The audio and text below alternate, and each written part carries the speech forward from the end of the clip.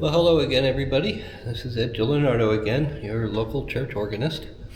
And I have a few more songs I'm going to play for you on this wonderful instrument. I thought maybe I would tell you a little bit about this church. In the B reel, you'll see some scenes around the church, outside and in. This church originally was part of what was called Coventry Parish back in the 1600s. Which started over in Rehoboth, not too far away from here. This is a descendant of that church. This is St. Paul's Episcopal Church. Now, we're in Marion Station now. This building right here that I'm sitting in was just built. It was just finished at the end of last year. The building that was here before was originally built, I believe, in the 1800s, and it was across the highway on Criswell Highway. That church, sometime back then, was moved. This land that's here is actually a graveyard and a cemetery next door. Was donated to the church, so they built the foundation and they actually picked up that church from the other side of the highway, moved it over here and put it here. During that time, around I believe the 1960s, if I'm not somewhere in there, the fellowship hall was added. That's the building adjacent to the sanctuary. But over the years that the church was here, it was beginning to get eaten out by termites, to the point that it actually condemned the building. When I first started working here, we were camped out in the fellowship hall and having services over there, and this organ wasn't here yet. But I had then was this two-manual Allen protege, which was in just about as good condition as the church itself was. Mice had got into it and rodents ate the wires. I had to actually take the pedals off and rewire all the pedals to get them to work. Half the keys wouldn't go down. So it was thought that since we were going to rebuild the church is to have a new organ, or at least new to this church, installed for the new church. So we located this piece of equipment, a Rogers 950D. It was purchased used. It was originally used as a pipe organ console in another church. Daffer Organs took it back to the shop and totally renovated it, put in all LEDs for all the stops, put all of the digital equipment back in, the circuit boards and everything, to make it a digital instrument again. So that's what we have now. So what happened was sometime in, I think it was August, we pulled out of here and we went up the road to Kingston, and we borrowed St. Mark's Episcopal Church, which is a little teeny chapel. And while we were up there, this church was demolished, taken flat, except for the fellowship hall. The fellowship hall stayed and was remodeled from the inside out. But this church was completely leveled, and then this new building was built over it. On the same footprint. Few differences. One is it's got integrated audio video ministry. We've got cameras on the wall in the back. You'll see them in the footage. And we actually do YouTube videos of church services. So look for St. Paul's Episcopal Church, Marion Station, and you can actually see me playing during services, and then you'll actually see the actual services that we do here. This organ, like I said, is digital. Few differences from this and the standard 950, the classic 950, is one, it's got the wood core keys and the rosewood accidentals. So they're not the velocity keys where you can hit harder and get a louder sound like the standard keyboards. But these are a lot nicer. Has a nice ambiance to the style of the church, that's what I think. It is a digital organ, so I have also, that's connected to this, is the PR300S MIDI from Roland's. It's a sequencer, and it also gives me a whole volume of different sounds that are recorded, digital sounds, orchestral strings, all of the standard handheld instruments, trumpets, trombones, tubas, saxophones, clarinets, you name it, and then it has synthesized, the general MIDI. If you look at the general MIDI list, all of those are incorporated in this. And what's nice about it is I can go home, compose an organ symphony, write all of the orchestral parts, download that to a MIDI file, put it on a disc, and it's a 3.5-inch legacy drive. This was built in the 90s, so that was the going thing back then. I can bring that disc in here, put it in the MIDI box, and hit play. While it plays the orchestral part, I can play the organ part and have a whole symphony organ. Or I could do a piano organ duet without a pianist. I can just play that myself and have the piano part on the MIDI. So there's a lot of things you can do. But now, one of the things I really like is the fact that I can take those voices and mix them with the organ voices. For instance, I have a string here.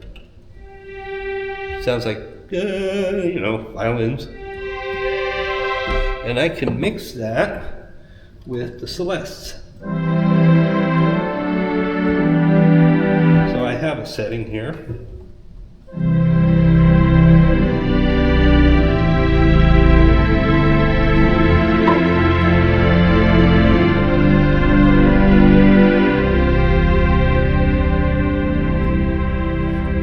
Okay, now if you notice the pedals, I put that there's 2 MIDI tracks per channels, and I have the ability to go up 2 octaves or down 2 octaves for each channel.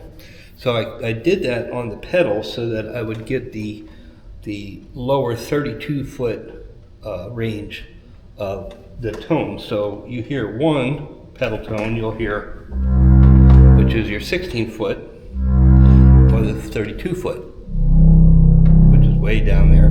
Here's the low C. So when I mix them, you get that strong rumble. So I'm going to incorporate that into the songs I'm going to play today. So today is the 4th of July, so happy Independence Day to everybody in the United States. And so the first song I'm going to play is patriotic. It's called Let Freedom Ring. It's an arrangement written by David Paxton, and it is based on America, which is My Country 'Tis of Thee. So let's go ahead and start with that. And you'll hear these strings.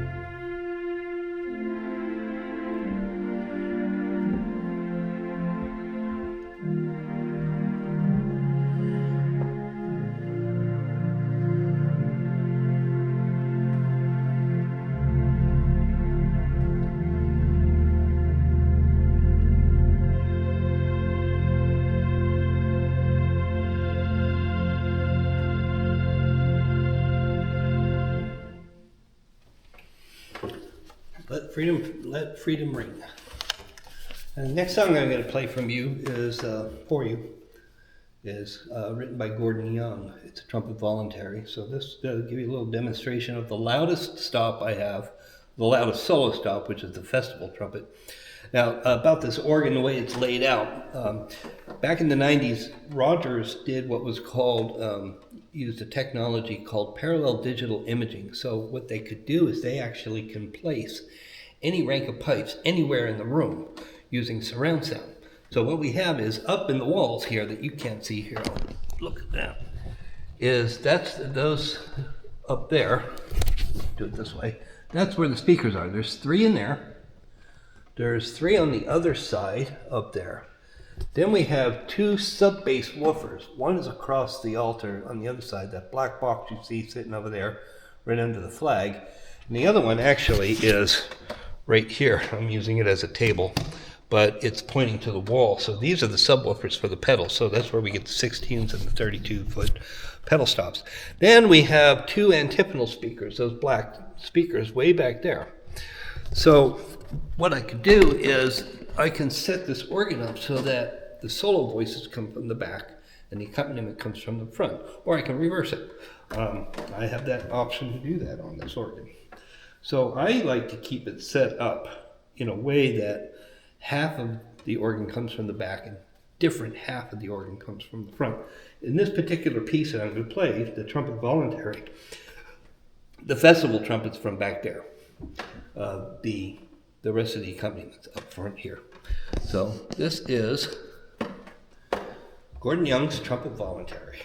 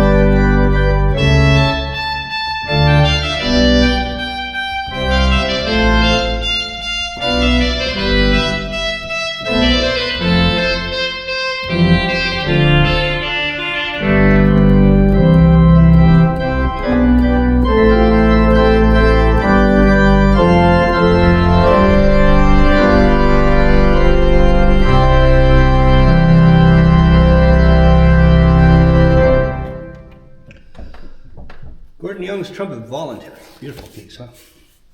Now what I'm going to do is play for you a couple of pieces that I would play in church service. Love's Divine, O Love Excelling, followed by prelude on a familiar hymn, O Love That Will Not Let Me Go. Love Divine, O Love Excelling is arranged by Donald Lee Moore. Now this particular piece, you're going to hear more of theater style music. Then the other part of this organ is that I can do theater style. So when I play something like this, you get that theater style. I can do a whole bunch of different things. So this particular arrangement actually does sound good with this style. So here we go.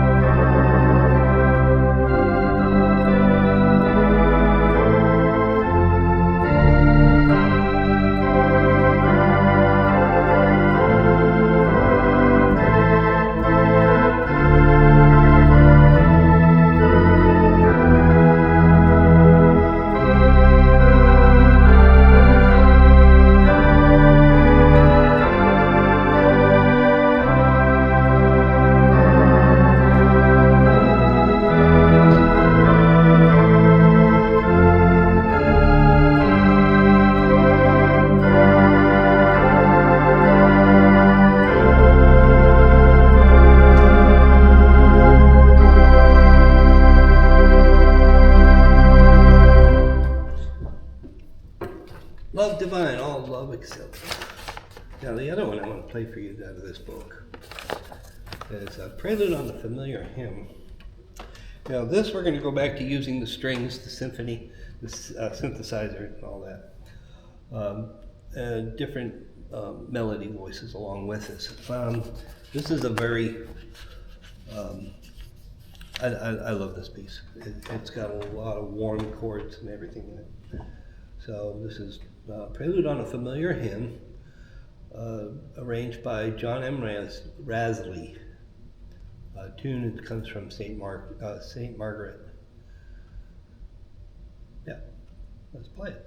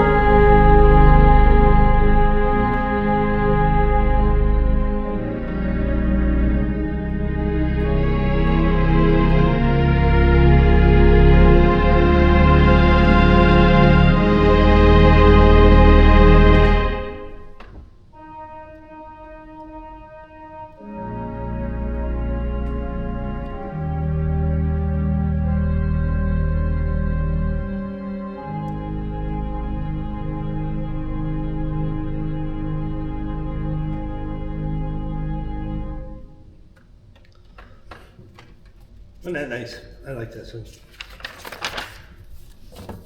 Makes a great prelude for church. This is a book I've had for quite some time from Lorenz Publishing Company called Almighty Fortress. There's a lot of nice pieces in here that can be used for services. The last song I'm going to play for you today comes from way back. Now we're going to go way back to early Baroque. Louis Couperin, circa 1626 to 1661. It's a piece called Chaconne, very popular organ piece. A very bold and majestic organ piece too. Get that in there. Anyway, yeah, so let's go ahead and play this. Just hang on to yourselves. It's not really fast, but it's really strong. Chaconne.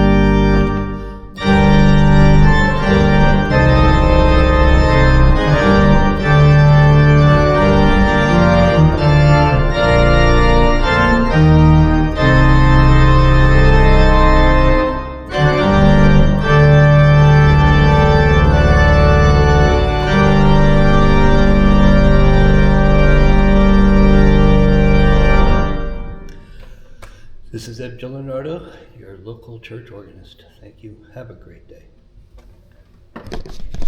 Oh, by the way, before I turn off, I forget things here and there.